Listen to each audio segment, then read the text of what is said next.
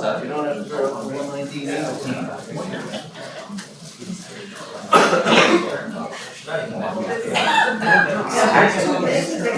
That's right. Too much kick rock dust. That stuff goes everywhere. You ready to start? Yeah. You'll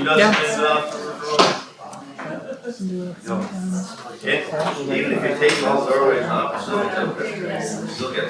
Good evening, everyone. It's 6 o'clock and it's time to call to order the Town of Three Rivers August 10th, 2026 regular council meeting. In the spirit of reconciliation, we acknowledge that the land upon which we gather is unceded Mi'kmaq territory. Evelwick, Prince Edward Island, Mi'kmaqi is covered by the historic treaties of peace and friendship. We pay our respect to the indigenous Mi'kmaq people who have occupied this island for over 12,000 years, past, present, and future. Number 2 on our agenda is the approval of tonight's agenda. Need a move by Councilor McFarland, second by Councilor Donkey-Good. Any additions, comments on tonight's agenda? No? Okay, all in favor? Aye. Okay, motion is carried. Number 3 is disclosure of conflict of interest. Do we have anybody that is in conflict on any of the items on our agenda tonight? Okay, seeing none, we'll move ahead. Number 4 is adoption of minutes.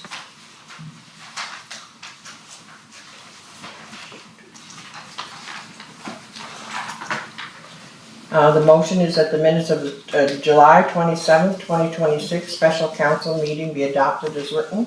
That's in your package, moved by Councilor McFarland, second by Councilor Spin. Just worship, there's a couple of typos in July 13th. Okay.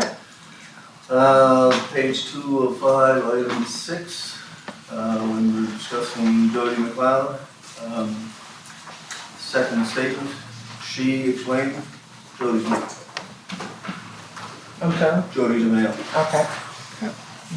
And also in page 4 of 5, 8.3, in the motion,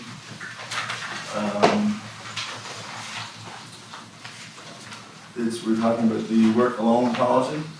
Be it resolved, the council approve the amended working along policy. Work along. Okay. Okay, thank you.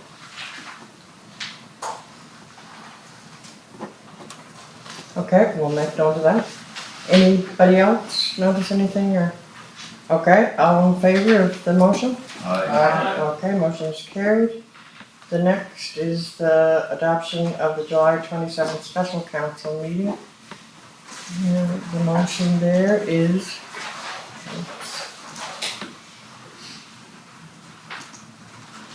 at the minutes of the July 27th, 2026 special council meeting be adopted as written, and they're in your package. A mover and a seconder. Moved by Councilor Donkey-Good, second by? I'll second. Okay, by Councilor McDonald. Any comments, any corrections or on those set of minutes? Okay. Seeing none, hearing none, all in favor? Aye. Okay, motion is carried. Okay, we're down to number 5, which is our RCMP report. Welcome. Hello.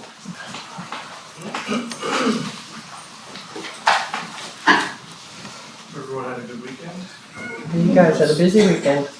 We did have a busy weekend, yes. Here's your microphone. Yep. Oh, Right. there we go. Okay? Hope everyone had a good weekend. Yeah. Good. You? I worked. Yeah. Think you were lucky to make it here tonight after our conversation the other day. Yeah. We appreciate it. No problem. Okay, so current summary. Persons crimes was slightly higher than both last month and last year, ending in the month with 34 occurrences, compared with 18 for last month and 27 for last year. Uttering threats, 16, indecent or harassing communication, 8, and assault, 6 represent most of these. At 55, property crime levels were comparable with both last month, 48, and last June, 46. These are mostly mischief and theft under occurrences, so 34 and 12 respectively. There were no drug enforcement occurrences opened in, July. This is consistent with both last month and last year, 1 and 0 respectively. Traffic occurrences accounted for most of the incidences recorded in July. With 190 occurrences, this level is consistent with last month, 178, lower than last year, 270. Month over counts for other traffic violations and related duties of 39 and speeding 12.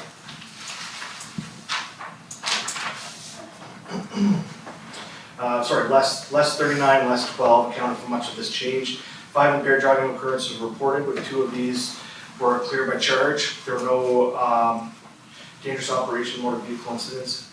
There were 16 collisions reported, consistent with both last month and last year, with 11 and 17. One of these involved fatality. Overall, 495 occurrences were reported, with 478 of these being founded or still under investigation. This is higher than last month, with 457/432, and lower than last year, 535 and 522. It was also higher than the 12-month average for the district, 407 occurrences, 394 founded or still in investigation. For policing initiatives during the month of July, Kings District RCMP responded to 752 calls for service, demonstrating continued commitment to public safety. Additionally, officers completed 13 steps/check files across the district, along with a significant amount of proactive patrols in various communities. These activities demonstrate their commitment to road safety and visible policing to our communities. Our members also attended 7 community events in the following communities: Belfast, Surrey, Morel, and Montague. These engagements are part of our strategy to connect with residents beyond enforcement, fostering stronger relationships in a more social setting. Notable occurrence this month involved the response to a report of a person experiencing a mental health crisis that went missing. Thanks to joint efforts with our members, search and rescue, drone operators, the individual was located. Safe and necessary support to address their mental health needs were provided. Good endings are always, Yeah, try to make sure. positive endings are always good, yeah, that's what I'm gonna say.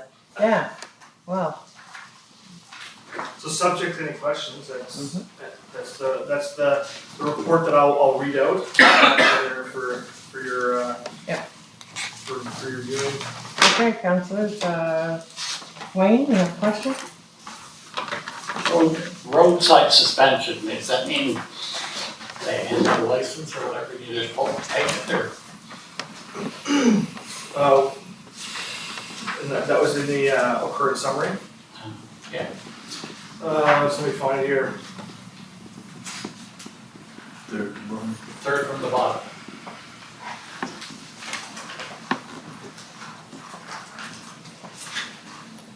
Second one. Still trying to find it here. Oh, you're talking about the stats. Sorry, I thought you were referring to in the summary here. Sorry. Oh yeah, that's fine. Just give me 1 second.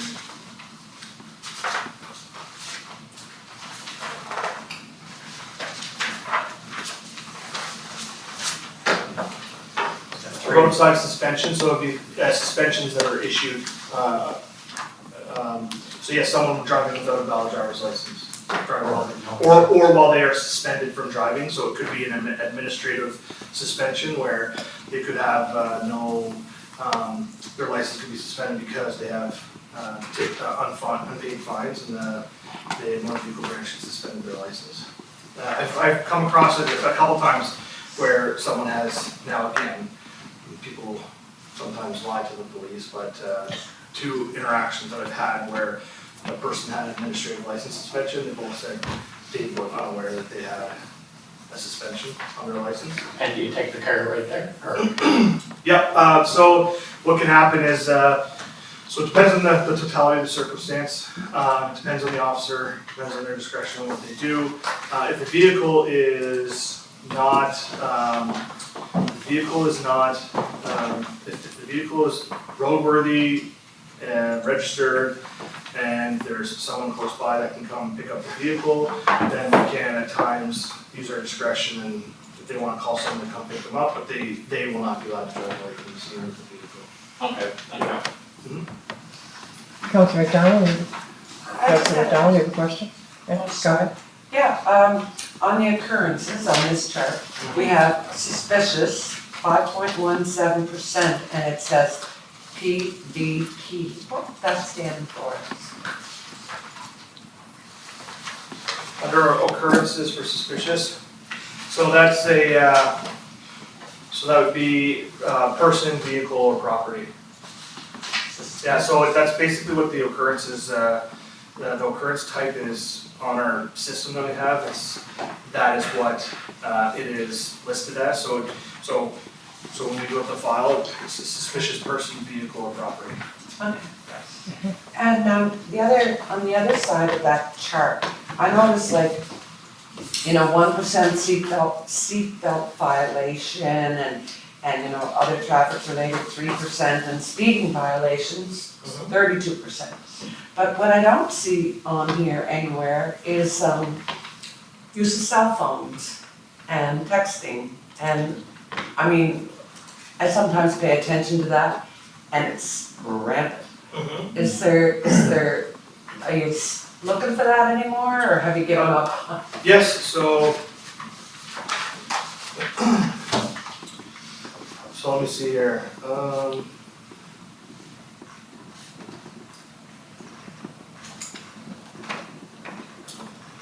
So if you look under summary offense tickets, this page right here, Okay. okay, down near the,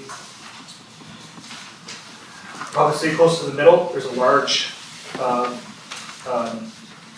box that is larger than the rest.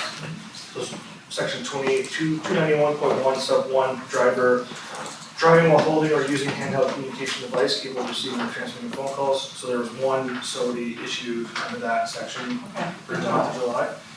So that's, so there's one that was issued.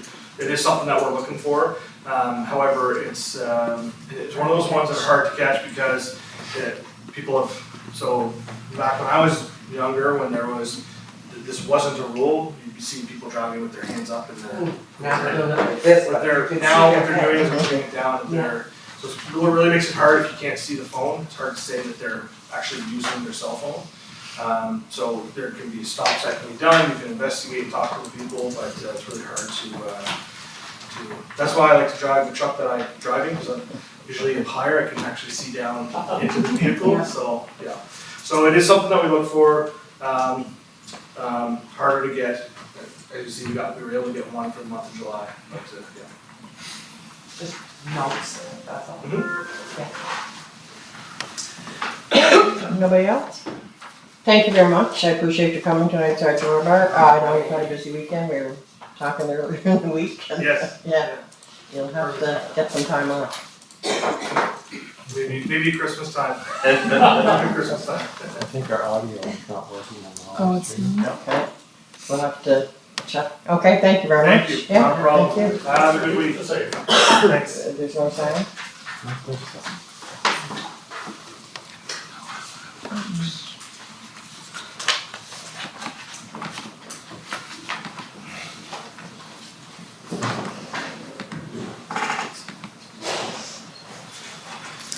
So we'll move ahead to presentations and delegations, and before we begin, I'd like to highlight the purpose of the meetings and the roles here.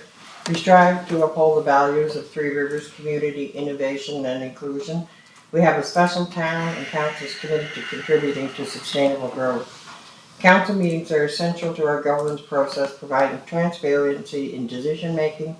Elected officials discuss finances, events, town maintenance, design, and bylaws, then pass votes on proposals. As mayor, I lead the council and break tie votes if needed. Residents are encouraged to attend and participate, ensuring everyone can be part of the governance process. We value your input and aim to maintain a respectful and professional environment. Personal attacks and disruptions will not be tolerated. So let's make these meetings a reflection of our pride in Three Rivers. Okay, our first speaker tonight is Janice Macbeth, and she has a question on our last meeting agenda, I think. That was actually Welcome, plural. Janice. Hi, good evening, can you hear me? There's no sound. You can push the mic No, the mic doesn't work. Oh, there, there the podium mic works. button works. Yeah, it was actually questions, it was actually a plural statement, but they're pretty easy, so. Good evening, my name's Janice Macbeth, I'm from Three Rivers, and I have some comments and questions regarding last month's council meeting that I attended, as there was no video or replay going from my notes. So at last month's council meeting, there was going to be approval to amend, the reserve fund bylaw amendment and the establishment of an operating reserve. And that operating reserve is for $430,000, which was 10% of the operational budget. And this was going to be set aside for unforeseen expenses with the town. And this is a substantial amount of money. So my question regarding this issue is, where is the money coming from? And what would an example be of an unforeseen expense? Second item from last council meeting, it was interesting to listen to Marie Wood from Georgetown.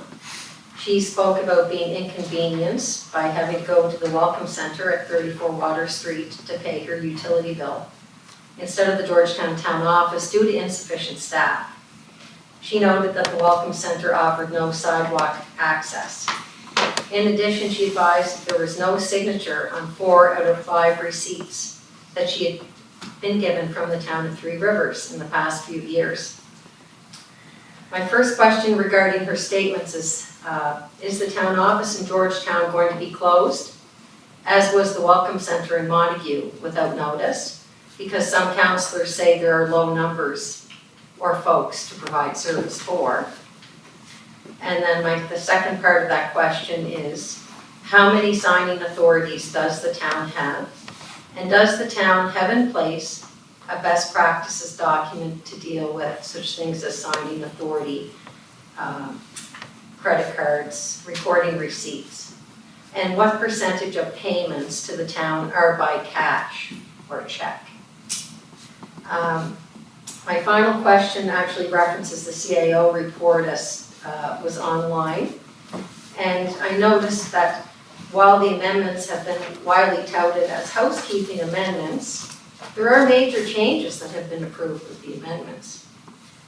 Tonight I'd ask for just some commentary, please, from the CAO or any member of council. If they could please comment on the change to the definition of group home. So I would like that explained, how you see this fitting in our community, how it can, may, or will impact all residents in almost all residential zones. Okay, that's a lot of questions, so if you want to pass something in so we can get back to you, or we can, Well, some things were, I was gonna find out about, like, where's the money coming from for the operational reserve? That's an easy one. Don? So we have a surplus from years gone by that is not, right now it's sitting in the bank, our bank accounts. And that surplus would cover that $430,000? Yes, it would. And so at this point, it's not going to move out of the bank accounts, it's still going to generate interest, it's just gonna be earmarked for future. Unforeseen expenses? Yes. Including legal fees? If it was unforeseen and not budgeted for, yes. Okay. My other question is, do you have a best practice document for dealing with payments? Yes, we do. If you're asking about sign authorities Yeah. and how many, we do. If you would like that, we would It's just a matter then of people signing, putting their names on the receipts and signing them. So our receipts currently, the reason why it wasn't is it says the customer's name, what they're paying for, utility, and it says down the bottom, because we have 8 entities, it will have a choice of who it's for and how they paid. And there's not an actual spot for signature, that will be changed. And right now we are putting our signature down at the bottom. Sign in a receipt that we took money for does not require, it's different than when you're asking about sign authority on the town. So anyone basically can, that's it. As long as they're taking the payment, yes. Okay, and then can you get me the percentage of payments that are made by cash for development permits and payments? I would have to get back to you on that. Sure, yeah, my email's. Janice, can you address me and then I can address staff? Oh, I please? thought you meant for me to address Well, her because you pointed Just on the at her. first question, really. Oh, sorry, Yeah, that's okay, that's fine, yeah. my error. So I guess it's just, I'd just like to comment then for the definition to a group home to be explained. Okay, Lee can do that. Okay. Go ahead, Lee. Thank you, Worship. It's quite simple. We've removed the threshold for number of occupants within the building. So currently, the occupancy for group home is now anyone who's living under supervision. Previously, it was up at 4. So the group home provision is now much stricter. It's simple as that. So in my interpretation, then I've read it wrong? Because what you've done with the group home definition is you've taken out the exclusion for halfway houses and homeless shelters. So it's actually less stringent and it's allowed in all residential zones. This is something I brought up during the amendment chatter. And so I think there's 8 zones that homeless shelters are now allowed in, R1, R2, R3, multi-use, rural residential. So my concern is a pretty valid concern, and I don't feel that that's a housekeeping situation. That's the situation where you can build a $600,000 house in an R1 zone in Montague or Georgetown, and a homeless shelter can be placed there, because that's one of the bylaw amendments. Am I correct to say that? Lee, can you answer that for Janice? Your Worship, that's incorrect because we've made no amendments to the permitted use lists with respect to group home. We've changed the definition of group home to make it more stringent and more restrictive. We have not altered where they are permitted. Okay, With all due respect, I have a minute, I was at the meeting when Councillor Van Donkersgood read the email from a Green Party executive person to delete the exclusion. Therefore, the group home definition now will and can apply to be a homeless shelter or a halfway house. That exclusion has been removed in the bylaw amendments. It was a very closed definition, and now that definition has been opened up. Is this part of the Housing Accelerator Fund? I guess Janice, if we can't agree on it, I'm not sure, if our opinion is different than yours, I don't know where we go from here. Well, Lee has given his explanation and he's a lot more knowledgeable on it than I am, so I guess we'll just have to leave it there. perhaps could you ask the planning chair if she'd like to comment on No, that? I was at the meeting. Yeah, no, I I'll heard not it. ask the planning chair at the time. Thank you. So just to confirm then, there will be no homeless shelters or halfway houses allowed within the town of Three Rivers? I'd like to get that on record, I've heard that before. I don't think anybody said that. Lee, just. Can I address that, please? Sure, go ahead, Ann. Your worship, I would like to say that there is no plan that I know of as a councillor or as my position as chair of planning board that anybody is looking to open a shelter at the moment. But if somebody was to come to Three Rivers to look after the most vulnerable of our community, I would not be opposed to helping them. There's your answer, thank you very much. Thank you. Okay, our next speaker is, 1 minute, please. Our next speaker is Kathy McKenzie. I'd ask you to come to the podium, Kathy. And I believe your topic is job losses. Okay. Is this still on? No, you'll have to, hit the button there. Right? Right, Silver. The right one. Right? No, that's it, yeah. Can you just state your name for our records here, Kathy, and where you live? Some of you already know me here. My name is Kathy McKenzie. I was born and raised here in Montague. I've worked in different places in this town, as well as had my own hairdressing business a long time ago. I moved away for a while and returned, hopefully to retire here someday. But with all the shenanigans lately, I've considered moving to Alberta with my youngest girl, Kelsey. I'm trying to stick it out here. I have several grandchildren in my area. One I had with me for the night, who's 4, and that's why I look like I do. And they'd hate to see me leave, as well as 2 other kids. So I was a very happy employee at the station pub. Honestly, it was a pleasure going to work. Mike and Jody are the kind of employers who treat us with the utmost respect. They'd hand out bonuses for going above and beyond. Always appreciative. And actually have become like family to me. They even took care of my dog when she was dying, my dog Gemma, when I had to go to Calgary to visit my daughter. They offered both my daughters part-time work at the waterfront this summer. They greeted my grandkids when they come to visit me and give them little jobs to do and treats, and I don't know, I'm stand behind them 100% on this whole thing. I planned on another successful season down there at the waterfront. We were getting busier every season. I even got my passport for my first trip down south this winter. But obviously that's gone south. I also wanted to express my shock and disappointment at a councillor about their remark about a couple of jobs were lost down there. There were way more than a couple, sir. As far as I was taught, a couple is 2. Maybe this person might need a math tutor. Acting like this is no big deal, I think was said. It is a big deal.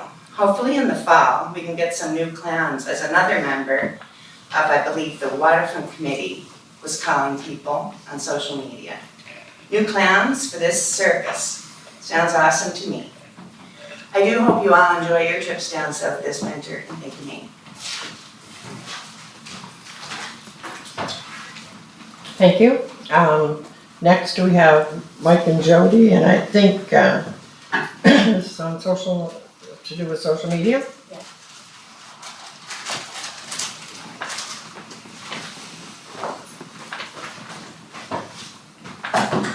Alright. Good evening, everyone. My name is Jody King.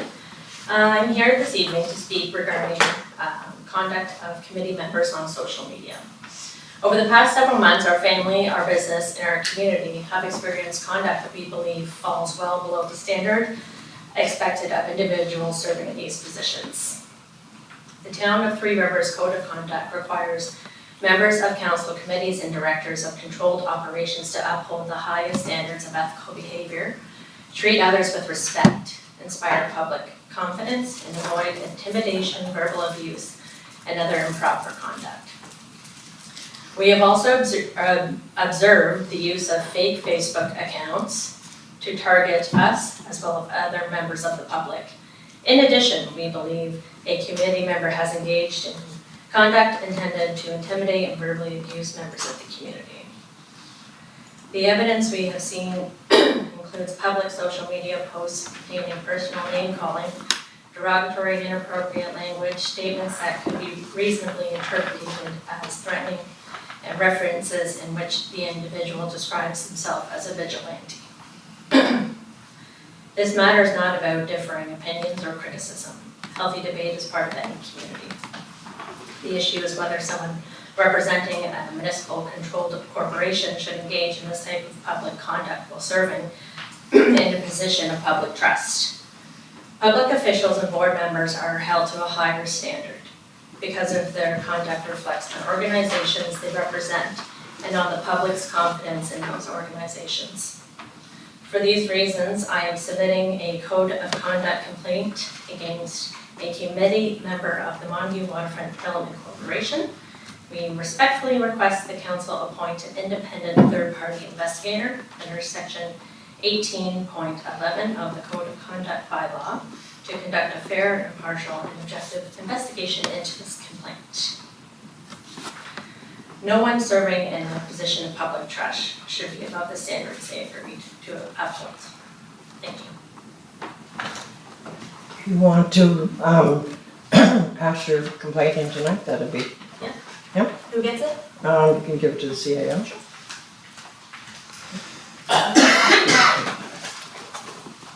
Okay, Questions, concerns?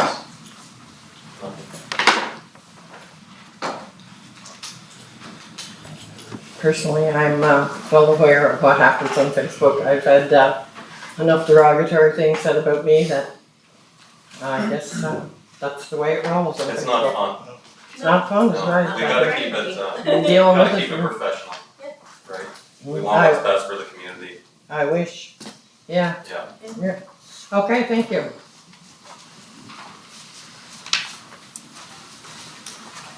Okay, next we're gonna move on to, the mayor's report, which is in your package. I'll just go over some of the highlights. Baseball fields are still busy. We have fields used in Cardigan, Georgetown, and Montague. Big soccer tournament this weekend, lots of traffic, I know. I heard some people wondering why the town was so busy, but that soccer tournament is a welcome addition to the town, and I'm sure it makes a positive impact on our economy. I attended several games at the Cardigan Complex this year, and I was really impressed with the fields.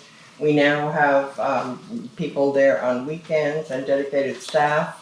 But it is a big job. We're not perfect. There is 8 fields to look after, as we use the Montague fields now as well at the high school.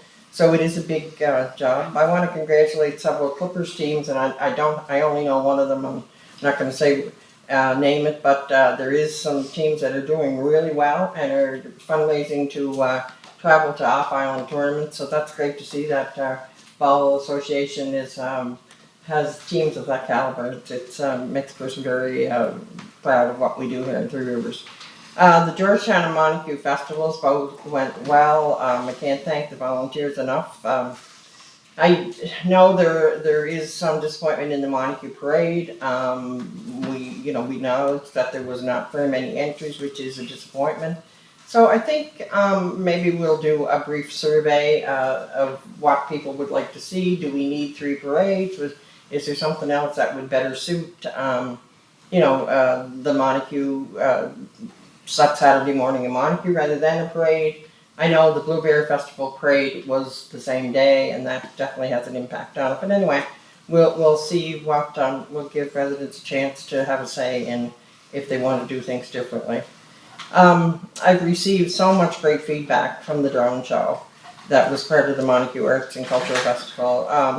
Dog owners, persons on the autism spectrum, they're concerned with the environmental impacts, and just very positive. I got an email from one parent that said that it was the first time his child was able to enjoy any kind of a light show like that. So that's very encouraging. The dog park's open, getting some great pictures from dog owners on how everybody's enjoying that. So that's a great addition to our community as well. I was honored to attend the 2026 Council Federation welcome reception on July 21st at the Confed Center. It was a great opportunity to meet with some premiers and some people from all across Canada who were here with that premiers meeting. And I did appreciate the invitation. I'd like to thank the Honourable Darlene Compton of Housing, Land and Communities for approving the town's development bylaw. The amendments represent an important update to the town's planning framework, and I will ensure our policies continue to respond to the needs of the growing community. I would also like to recognize Minister Compton for her open and constructive approach she brought to the process. The minister was excellent to work with, maintained strong communication with me and staff, and demonstrated genuine willingness to understand the issues and work with us to bring the process to this successful conclusion. We really appreciated her responsiveness and collaboration. I appreciate everyone who contributed to bring this important work to completion, including her deputy, Norbert Version. The Clean Tech Park Marathon took place on August 19th, I think it was July 19th, that's probably a typo on my part. There was over 500 participants there. It was a torrential downpour at the beginning.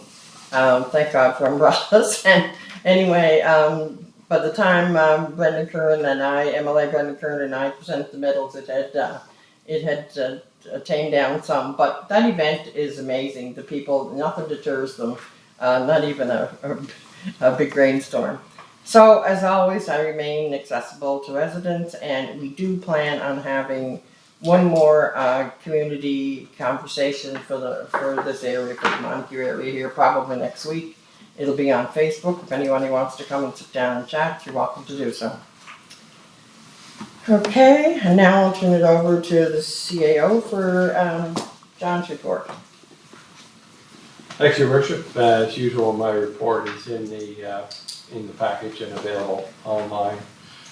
Just want to echo your comments. We're pleased to report that on July 30th, Mr. Compton approved the town's amendments of the development bylaws, and we started measuring development applications against that bylaw as the date of signing. I'd like to recognize the work of the Town Planning Department throughout the review process.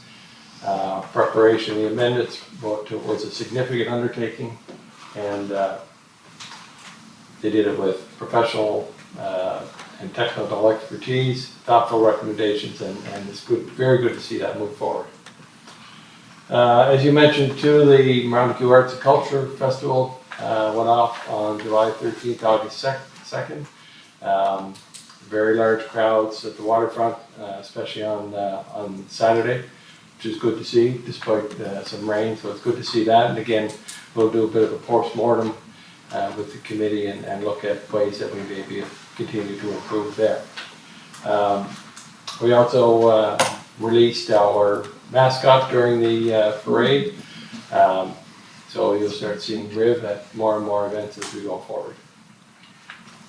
Thank you. Okay, great. Thanks, John. I'm going to move on to 7.3, which is the development permit report. It's in your package. Hopefully everybody's had a minute to look at that. It's still busy department. I don't have a count on the permits, but there's quite a few there again this month. Single unit dwellings, a couple of subdivisions. We even have a cemetery permit this time. First, I think I've seen that, but yeah, so the planning and development are still very busy, which is a good sign for 3 years. Any questions on that report for staff? Okay. Next is our planning board report, and I'll turn that over to Councillor Dundon. Thank you very much, Your Worship. Before I start the planning board report, I would like to make comments about a video that's been circulated recently by a resident in the community. It brings up a number of issues to do with planning, zoning, taxation, and population. I was referenced in this video in my role as chair of the planning board, and since I was brought into it, I'd like to make a few comments. The resident will be pleased to learn that the 2024 development bylaw amendments have been approved by the province, and so the institutional zone no longer includes the phrase complete communities, and I know that this has created concern and a clearer wording is now adopted. One of the references in the video was made to only 3 planning board members in questioning if this was a quorum. According to the Municipal Government Act, a quorum is a majority of all members of council or a committee or a council committee, and the Town of Three Rivers Planning Board has 5 members and a chair, so 3 members and a chair does equal a majority. And the other point to make is that while the planning board makes recommendation, it is up to council to make final decisions. The question of property taxation within the institutional zone was raised again, and I'd like to assure residents of the town of Three Rivers that only a small number of properties receive a tax exemption for religious purposes. This is consistent with all churches within the municipality, including Montague Bible Fellowship, where I am a member. Properties zoned institutional are assessed and subject to municipal property taxation, and the exemption is strictly limited to active places of worship. The institutional zoning designation itself does not automatically result in property tax exemption. Rather, tax exemptions are determined in accordance with applicable provincial legislation and assessment regulations, not by the zoning classification. The resident also states in the video that we have a population decrease of 7% and our economy is not growing. I checked with Stats Canada and learned that the numbers are that in 2016, we had a population of 7,169. In 2021, we had a population of 7,883. And the estimate for 2026, according to Stats Canada, is 9,610 with an annual growth rate of 3%. The PEI government's demographic estimates show the town of Three Rivers saw population growth of 2.5% in 2025 to reach 9,322. And Southern Kings saw a population increase as a whole of 2.7%, and there were no communities year over year in this region with a decline. So and also the 2025 annual statistical review shows that the Prince Edward Island had the second fastest growing provincial economy in the country last year, with real GDP increasing by 2.8%. PEI has exceeded the national growth in 10 of the last 11 years. So it's really important that we have accurate information given out to the public. All right, I'd like to move on to the items of the motions from planning board. Yep. So 7.4.1, I think is where we started. Yep. The Town of Three Rivers Planning Board recommends to council to approve the following motion. The demolition of the existing paramedic station and garage and the construction of a new 4,840 square foot facility together with the associated landscaping and parking at 406 McIntyre Avenue, Montague, PID 849158, subject to the following conditions. Condition 1, the permit is valid for 12 months from date of issue. 2, all work must be undertaken in accordance with the approved plans, including the use, location, and dimensions provided. Any proposed changes or revisions must be submitted to the development officer for approval.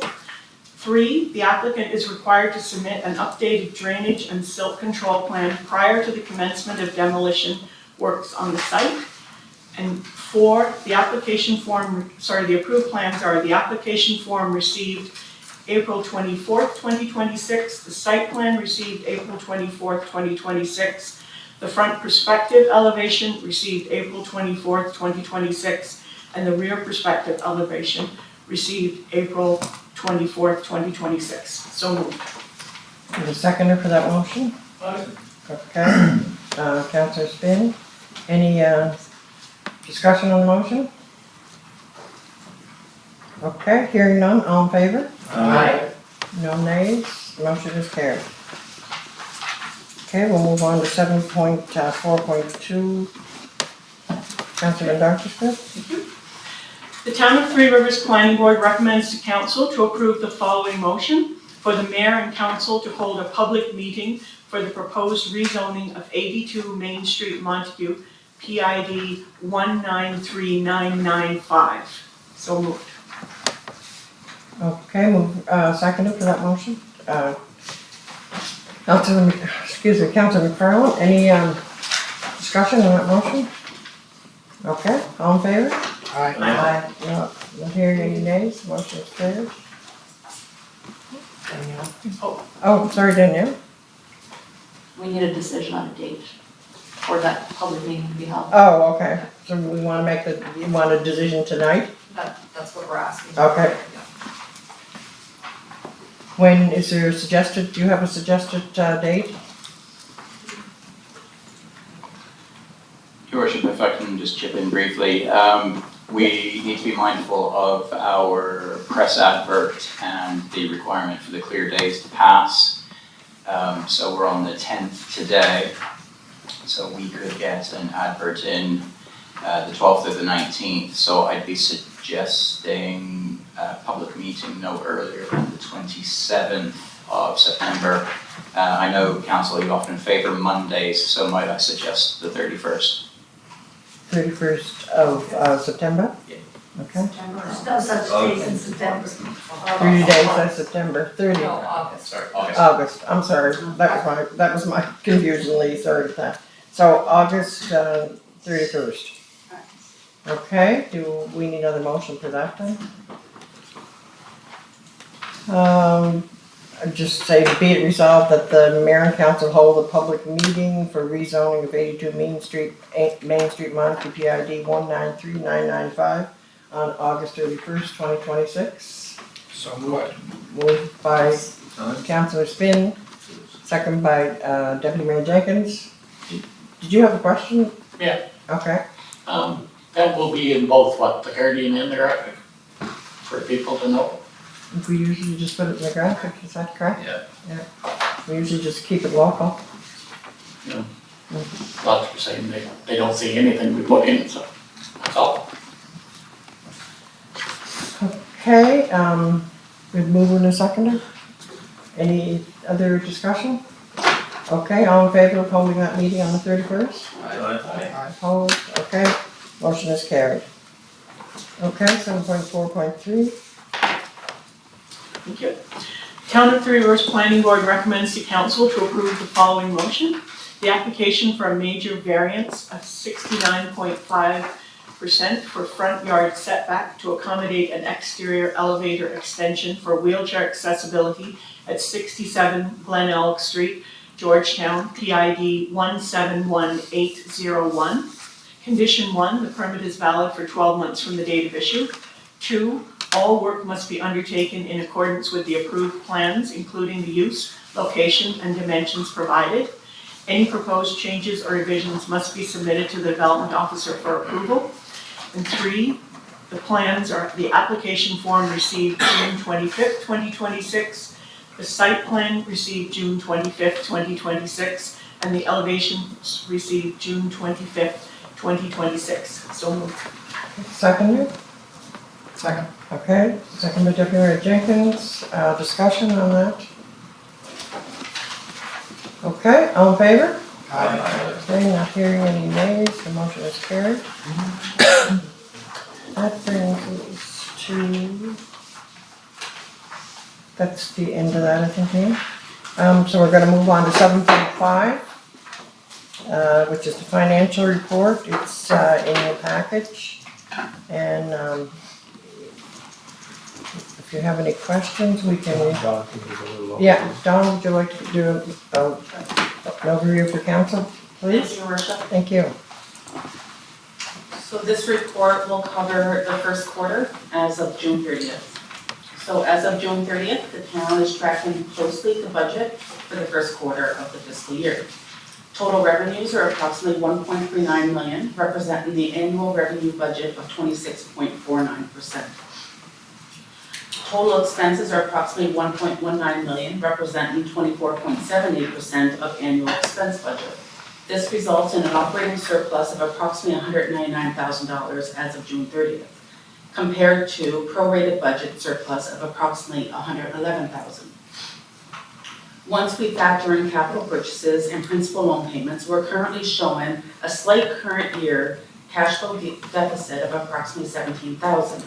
This is primarily due to the timing of planned capital spending, notably the Station Street project taking place over the summer months. Overall, operating revenue and expenses continue to track well against budget, and our financial position remains in line with expectations at this point in the year. Okay. Thank you, Don. Any questions for Don? Okay, hearing none, we'll move on to the request for decisions.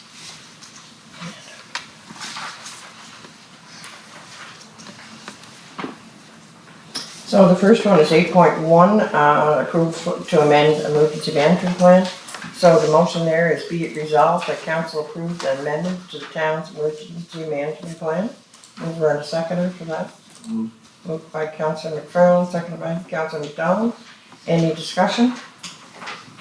All in favor? Aye. And I hear the nays, it's, motion is carried.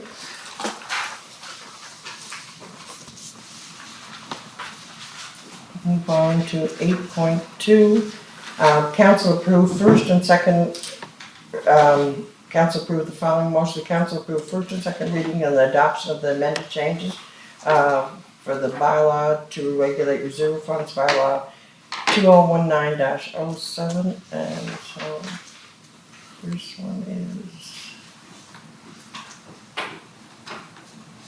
sorry.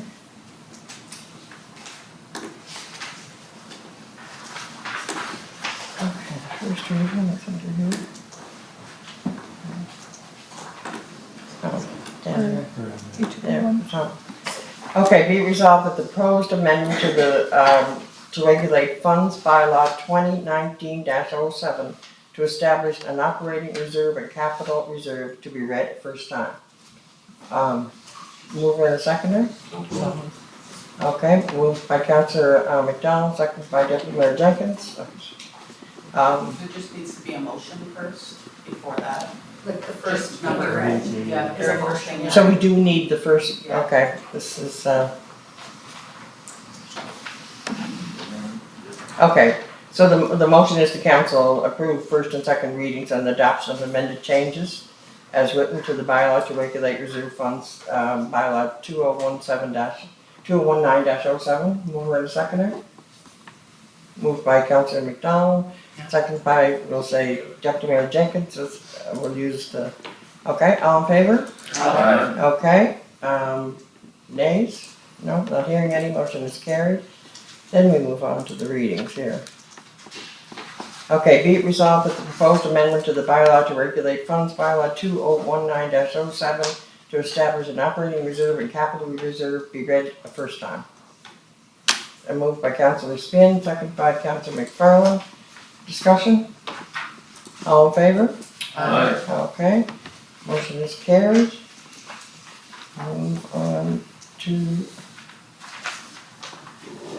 Next is be it resolved that the proposed amendment to the bylaw to regulate reserve funds bylaw 2019-07 to establish an operating reserve and capital reserve be approved. Moved by Councilor McFarland, seconded by Councilor McDonald. Any discussion? All in favor? Aye. Okay, we're gonna move on to.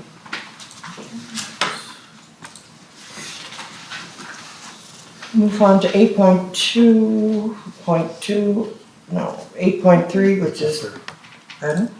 8.3. 8.3, yep.